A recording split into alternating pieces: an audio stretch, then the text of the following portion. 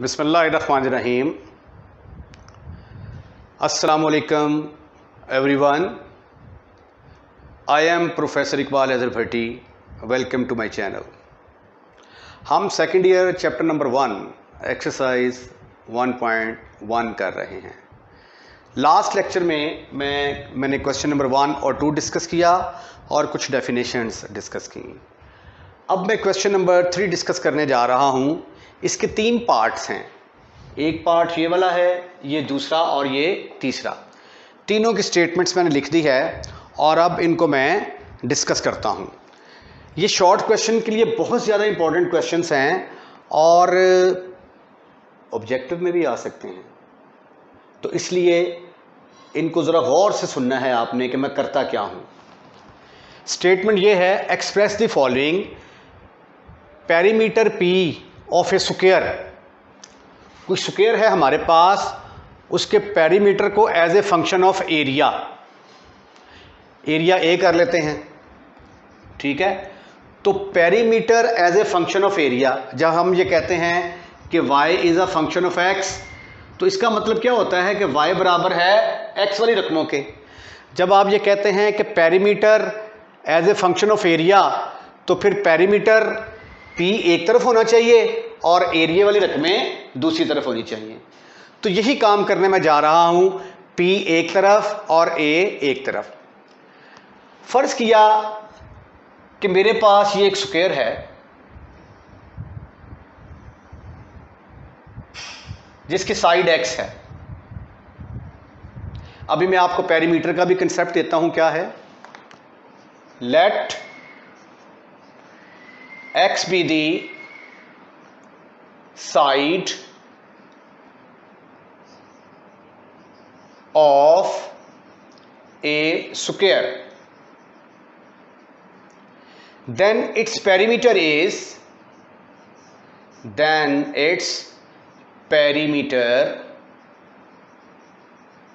is perimeter को p के साथ डिनोट करते हैं। और ये देखिए, ये स्क्वायर है, ये लेंथ x है, ये भी x है, ये भी x होगी, ये भी x होगी। पूरी सारी लेंथ्स को जमा कर दें, ये वाली लेंथ प्लस ये वाली लेंथ प्लस ये वाली लेंथ प्लस ये वाली लेंथ, सारी जो इसकी साइडें हैं उसको जमा कर देंगे, तो उसको हम कहते हैं कि ये पेरीमीटर ऑफ द स्क्वायर है।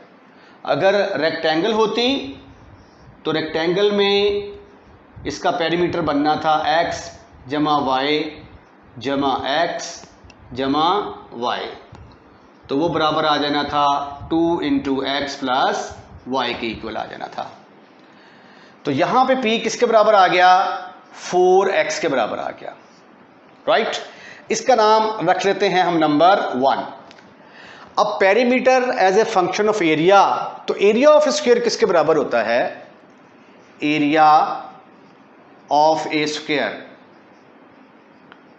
स्क्वायर का एरिया किसके बराबर होता है भाई, लेंथ इंटू विड्थ, लंबाई ज़रब चौड़ाई। तो ये किसके बराबर आया, एक्स स्क्वायर। तो यहां से x की कीमत किसके बराबर आ गई, √a plus minus √a। Minus क्यों नहीं लगाया, क्योंकि x जो है ये लेंथ है, लेंथ हमेशा पॉजिटिव होती है, तो इसलिए यहां पे सिंपल √a आएगा। इसको उठाकर आप 1 के अंदर पुट कर दें, पुट इन 1, तो p किसके बराबर निकलाया, 4√a। जिस तरह होता है y is equal to function of x, यहां पे p is a function of a। p क्या है, पेरीमीटर, a क्या है, एरिया ऑफ स्क्वायर, ठीक है। तो यही आपने साबित करना था कि perimeter of a square is equal to is a function of area of square. Perimeter p of square as a function of area a of square की ही बात हो रही है, ठीक है जी। ये था आपका फर्स्ट पार्ट। अब हम सेकंड पार्ट की तरफ चलते हैं। सेकंड पार्ट है express the area A of a circle. Circle की बात हो रही है, तो हम फर्ज कर लेते हैं कि ये मेरे पास एक सर्कल है अब इस सर्कल का कोई ना कोई तो रेडियस होगा ना। फर्ज कर लेते हैं जी r is the radius of the circle. Express area of a circle as a function of its circumference c, यानी अब a एक तरफ और c वाली रकमें एक तरफ आनी चाहिए। अब एरिया ऑफ ए सर्कल को हम एक्सप्रेस करेंगे as a function of circumference of a circle. तो सर्कमफ्रेंस क्या होता है और एरिया ऑफ ए सर्कल क्या होता है? Let r is the radius of the circle.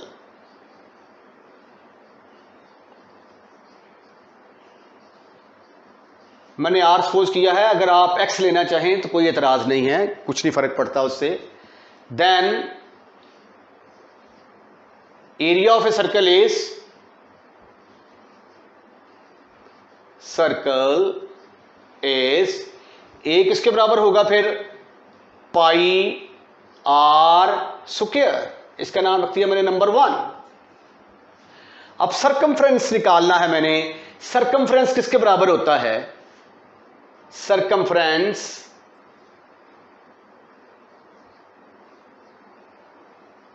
Of a circle,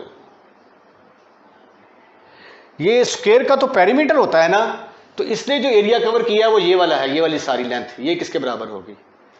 इसका फार्मूला होता है c is equal to 2 pi into radius, r के बराबर आ गया। अब हमें क्या चाहिए? एरिया एक तरफ, सर्कमफ्रेंस एक तरफ। तो यहां से इन दोनों इक्वेशनों में से r को एलिमिनेट करते हैं, तो r किसके बराबर आ जाएगा? c ओवर 2 पाई। इसको पुट कर दें आप 1 के अंदर, तो a किसके बराबर आ गया? a is equal to pi into c over 2 pi whole का स्क्वायर। मजीद सिंप्लीफाई करते हैं, pi into C square over 4 pi square.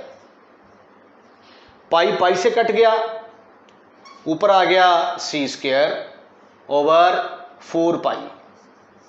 पाई तो कांस्टेंट है ना, 4 भी कांस्टेंट है। तो ये देखें एरिया किसके बराबर आ गया? Area of a circle is a function of circumference of a circle. तो आपने क्या करना था? एक्सप्रेस करना था area of a circle as a function of circumference of a circle. तो ये था क्वेश्चन नंबर 3 का बी पार्ट। अब चलते हैं सी पार्ट की तरफ। अब यहां पे हमने क्या करना है? एक्सप्रेस करना है volume V of a cube as a function of area. अब क्यूब क्या होता है? ये देखें, ये एक डब्बा स्क्वायर बनाया मैंने, स्क्वायर के अंदर एक और स्क्वायर बना दिया, ठीक है। उसके बाद इनकी नुकरों को मिला दें। लो भाई, ये एक डब्बा बन गया हमारे पास 4 डायमेंशन वाला। इसकी लंबाई, चौड़ाई और ऊंचाई बराबर होती हैं। अगर तीनों चीज़ें बराबर हों तो उसको हम क्यूब कहते हैं। लंबाई, लेंथ, विड्थ, हाइट, तीनों चीज़ें सेम हों तो क्यूब, अदरवाइज पैरेललो पाइप कहा जाता है, वो पैरेललो पाइप कहा जाएगा इसको, रेक्टेंगुलर पैरेललो पाइप। अब हमने क्या करना है कि वॉल्यूम को एक्सप्रेस करना है एज ए बेस। बेस किसकी है? अब ये देखें ना, ये क्यूब है ना, तो इसकी जो बेस बनेगी क्यूब की वो एक स्क्वायर ही होगा ना, क्योंकि इसकी लंबाई चौड़ाई बराबर है। तो ये एक्चुअली नीचे जो है ये स्क्वायर बन रहा है। तो हम क्या करेंगे? v एक तरफ और a वाली रकमें एक तरफ कर देंगे। Let x be the side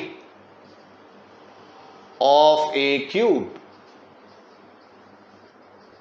then volume is, volume किसके बराबर आएगा? v is equal to length, width, height, v is equal to x cube. Let us suppose that this is over number 1.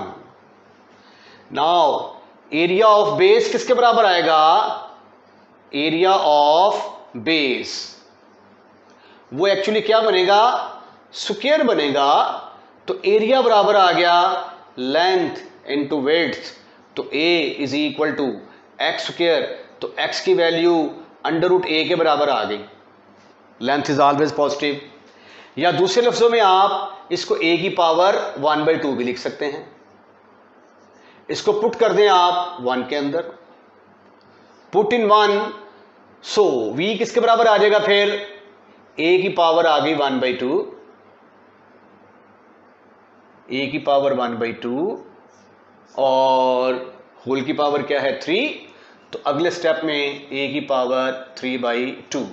तो ये देखें, volume of a cube is as a function of area of a square, area of base of a cube. तो तीनों part बड़े important हैं short questions के लिहाज से, और इसकी जो ना ये आप ऑब्जेक्टिव भी है वो आपसे पूछ सकता है। ठीक है जी, अब चलते हैं। अगला क्वेश्चन जो है वो क्वेश्चन नंबर 4 है डोमेन एंड रेंज का।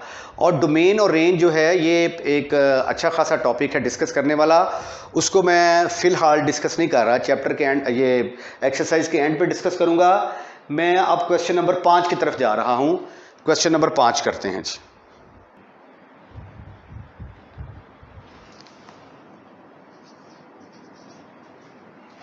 क्वेश्चन नंबर 5 इंपॉर्टेंट है।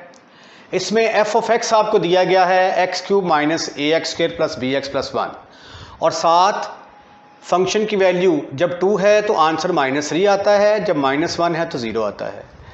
आपने a और b दोनों की वैल्यूज कैलकुलेट करनी है।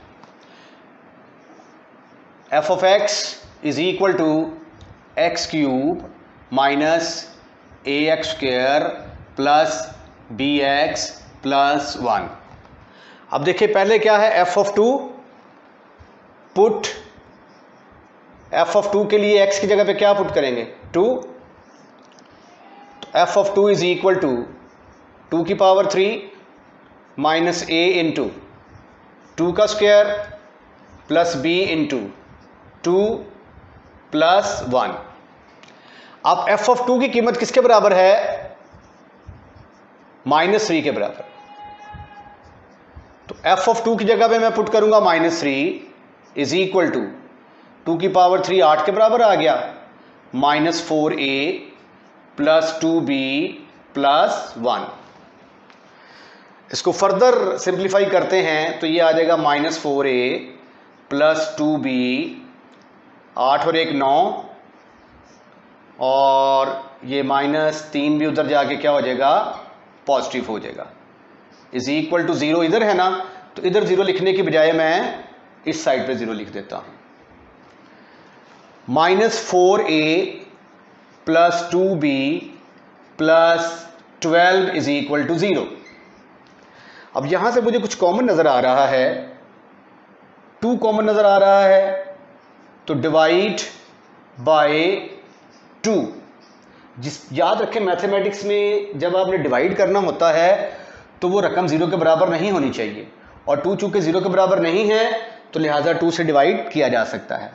तो ये आ गया -2a plus b plus 6 is equal to 0। हम सपोज कर लेते हैं कि दिस इज ओवर नंबर 1। अब हम यूज करते हैं f of x, take f of x बराबर है x³ minus ax² plus bx plus 1।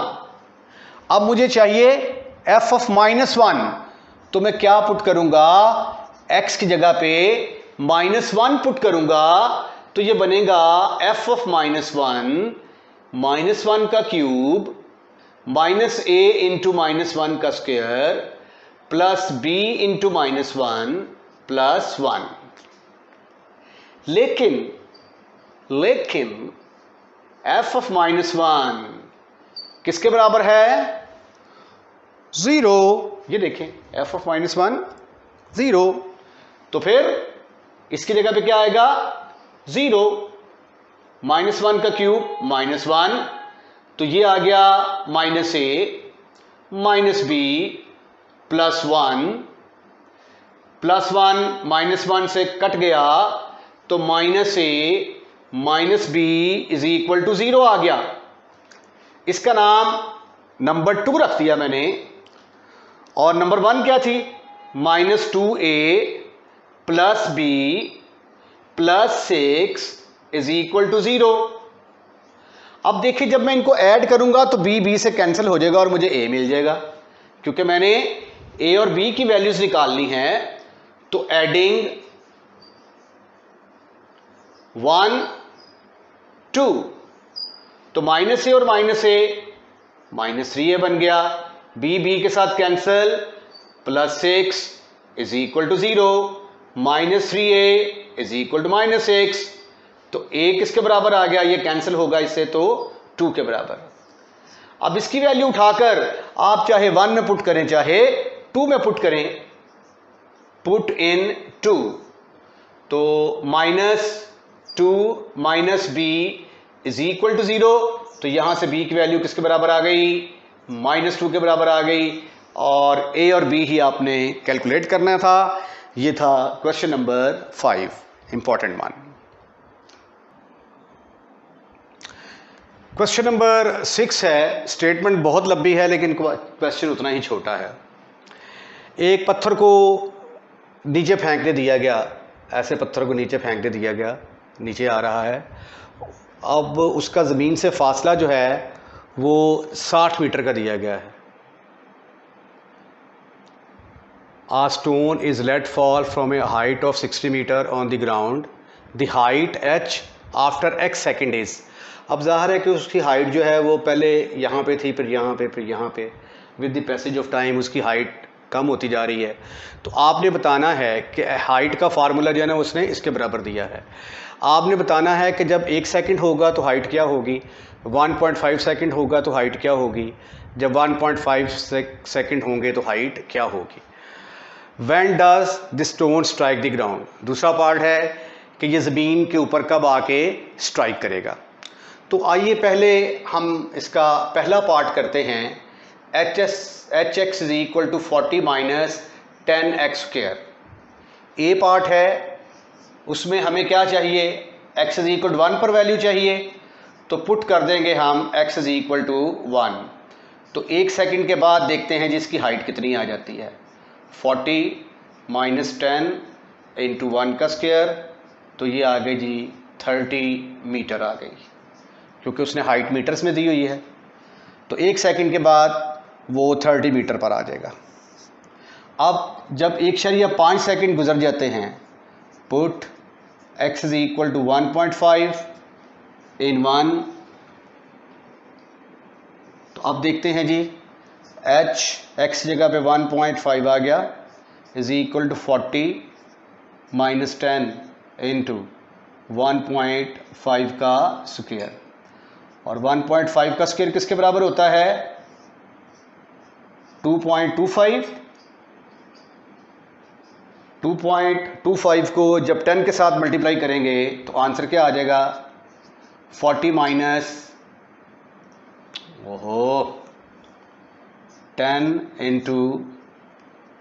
2.25, तो 10 के साथ मल्टीप्लाई किया तो 22.5 आ गया। अब 22.5 फ़र्ज़ कर लिया कि ये 23 है, तो 40 में से 23 के बाकी रह गए 17, तो 17.5 मीटर जो है वो उसकी हाइट रह जाएगी। 17 और 12 39, और ठीक है जी। उसके बाद फिर इसका सी पार्ट है। सी पार्ट, अब हम क्या करेंगे? Put x is equal to 1.7 put करेंगे। 1.7 पुट करेंगे तो h into 1.7 is equal to 40 minus 10 into 1.7 का square, which is equal to 40 minus 10 और ये 1.7 2.89 आ जाएगा, 2.89 तो 28.9 आ गया। 28.9 तो माइनस करने से 11.1 आ जाएगा जी इसका आंसर। ठीक है जी, तो ये आ गया मीटर्स के अंदर। तो जब इसका 1 सेकंड होगा तो 30 मीटर तक नीचे आ जाएगा, 1.5 सेकंड होगा तो 17.5 की हाइट पे आ जाएगा, और जब उसकी टाइम 1.7 सेकंड गुजरेंगे तो तब उसकी ज़मीन से हाइट 11.1 मीटर रह जाएगी। ये था फर्स्ट पार्ट। अब सेकंड पार्ट में वो कहता है कि find when does the stone strikes the ground, ये ज़मीन को कब आके हिट करेगा। भाई जब ये ज़मीन को हिट करेगा आके तो हाइट तो इसकी 0 के बराबर आ जाएगी। ये देखें ना, ये अगर ऊपर से फेंका है ऐसे ज़मीन के ऊपर, यहाँ पे इसकी वेलोसिटी कह रहा हूँ, इसकी हाइट 60 थी, तो with the passage of time कम होती गई, और जब ये ज़मीन के ऊपर आके स्ट्राइक करेगा तो हाइट तो इसके बिल्कुल 0 के बराबर आ जाएगी। तो हम इसके लिए क्या करेंगे, पुट कर देंगे x को 0 के बराबर पुट कर देंगे, तो 0 is equal to 40 minus 10x², तो यहाँ से 10x² की वैल्यू आ गई 40 के बराबर, तो x² इज इक्वल टू 4 और x is equal to +-2, time is always positive, तो इसलिए नेगेटिव साइन को हम इग्नोर कर देंगे। तो after 2 second stone is on the ground, जमीन के ऊपर आके 2 सेकंड के बाद वो गिर जाएगा जी। तो ये था क्वेश्चन नंबर 6, और अब हम क्वेश्चन नंबर 7 की तरफ चलते हैं जी। क्वेश्चन नंबर 7 स्टार्ट करने से पहले मैं पैरामीट्रिक फंक्शंस को डिफाइन करूंगा। जैसा कि मैंने आपसे कहा था कि जो डेफिनेशंस बाकी रह गई हैं, जैसे जैसे उनका इस्तेमाल आता जाएगा मैं वो डेफिनेशंस आपके साथ डिस्कस करता जाऊंगा। अब अगला क्वेश्चन पैरामीट्रिक इक्वेशंस के बारे में है, तो इसलिए पैरामीट्रिक फंक्शंस को डिफाइन करना बड़ा ज़रूरी है। पैरामीट्रिक फंक्शंस की डेफिनेशन क्या है, some time a curve is described by expressing both x and y as a function of third variable t। बाज़ का जब हमने किसी कर्व को डिस्क्राइब करना होता है तो x और y इन दोनों को, ये दोनों फंक्शन है ना, इन दोनों को एक नए फंक्शन में डिफाइन कर देते हैं। मसलन ये देखें, x is a function of t and y is a function of t। ये t की जगह पे थीटा भी हो सकता है। तो ये जो t और थीटा हैं इनको हम कहते हैं पैरामीटर। तो जो इस तरह की फिर इक्वेशंस होती हैं, x is equal to f of t, y is equal to g of t, these are called as parametric equations. और ये फंक्शन क्या कहलाएगा, पैरामीट्रिक फंक्शन। इसकी for example x is equal to at, y is equal to t²। ठीक है, ये parametric equation आ गई, where t is the parameter, यानी कर्व इस तरह की दी होगी। या x is equal to a cos of theta, y is equal to b sine of theta. तो अब ये फ़िलहाल तो आपको कर्व नज़र नहीं आ रही, लेकिन अगर आप यहाँ से t को एलिमिनेट कर देंगे तो वो फिर एक रिलेशनशिप आ जाएगी जिसके अंदर सिर्फ x और y ही होंगे, तो वो किसी न किसी कर्व की इक्वेशन बन जाएगी। तो ये था पैरामीट्रिक इक्वेशंस के बारे में कंसेप्ट।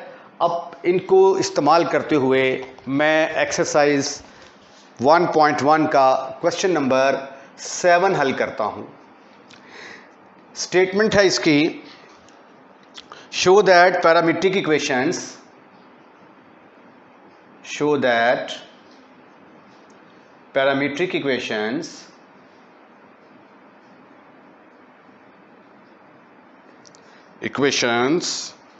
पहली है x is equal to at²,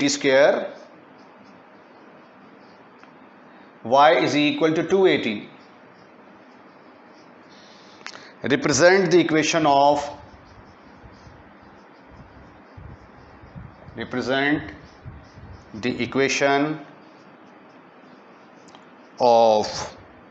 parabola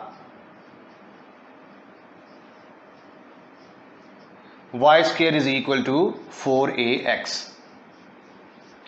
यानी हम साबित क्या करना चाह रहे हैं कि ये जो हमारे पास दो पैरामीट्रिक इक्वेशन दी गई हैं, ये एक्चुअली किस कर्व की इक्वेशन है? इस कर्व की इक्वेशन है।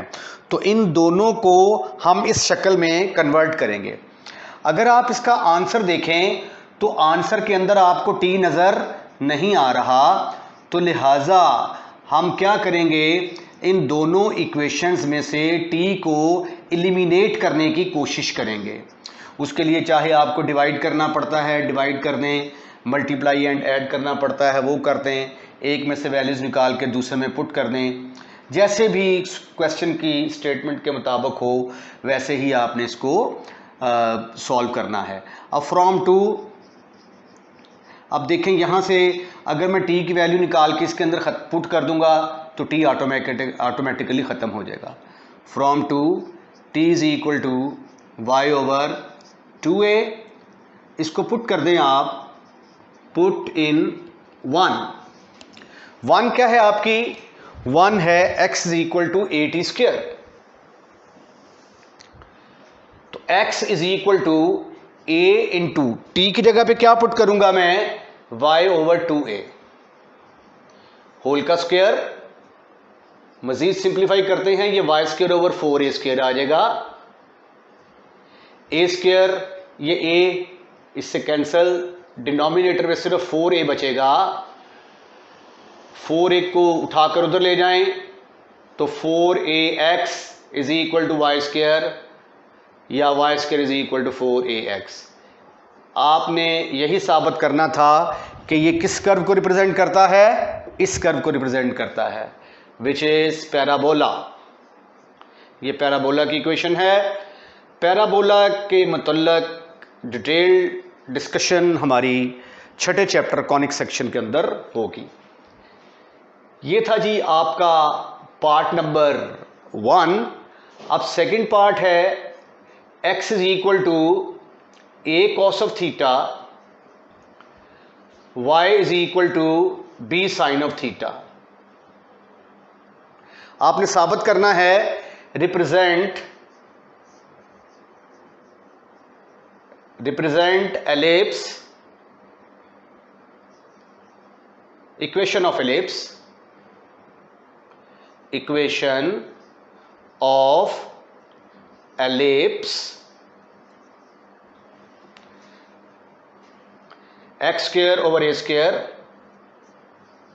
plus y square over b square is equal to 1।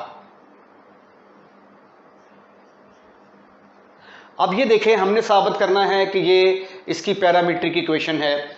तो अब आंसर में देखें, फिर हमें थीटा नज़र बिल्कुल नहीं आ रहा, तो यहाँ पे थीटा जो है वो पैरामीटर का रोल अदा कर रहा है। तो हम क्या करेंगे कि इन दोनों इक्वेशंस में से थीटा को एलिमिनेट कर देंगे। कैसे एलिमिनेट करेंगे? हमें पता है कि कॉस स्क्वायर थीटा जमा साइन स्क्वायर थीटा 1 के बराबर होता है, तो क्यों ना कॉस थीटा और साइन थीटा को एक तरफ कर दिया जाए। 1 2 can be written as, can be written as x over a is equal to cos of theta and y over b is equal to sin theta।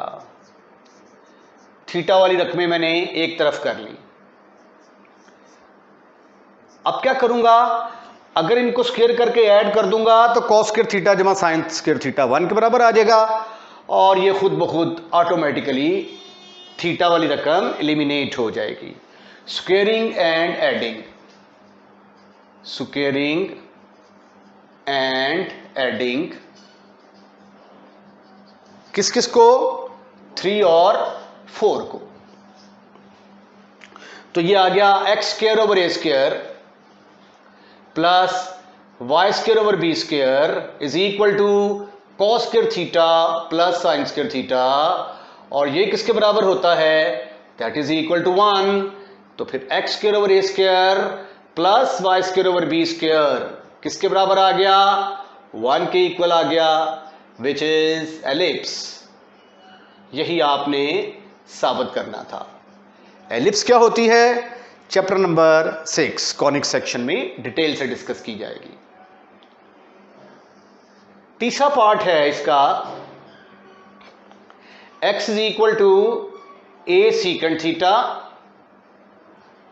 y is equal to b tangent theta. Represent equation of hyperbola.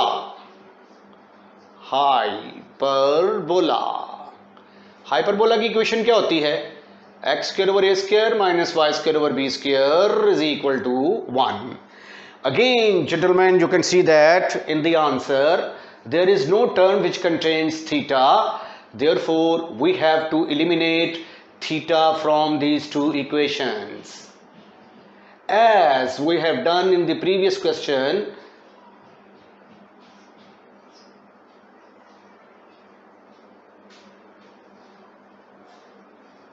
Previous question में आपने क्या किया था, ए और B को उठाकर दूसरी तरफ ले गए थे, थीटा वाली रकमें एक तरफ कर दी थी।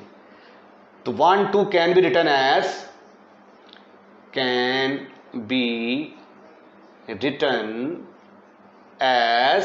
कैसे लिख सकते हैं आप, x over a is equal to secant theta, y over b is equal to tangent theta. अब हमें इनको स्क्वायर करके सब्ट्रैक्ट करना है, तो आप देखेंगे कि सीकेंट थीटा और टेंजेंट थीटा फिशू हो जाएंगे। स्क्वायरिंग, सब्ट्रैक्टिंग,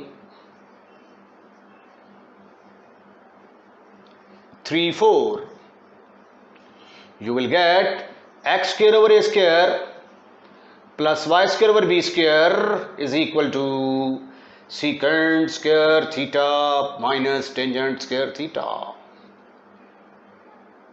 आप थोड़ी सी ट्रिग्नोमेट्री को याद करें, सीकेंट स्क्वायर थीटा तो 1 प्लस टेंजेंट स्क्वायर थीटा के बराबर होता था ना,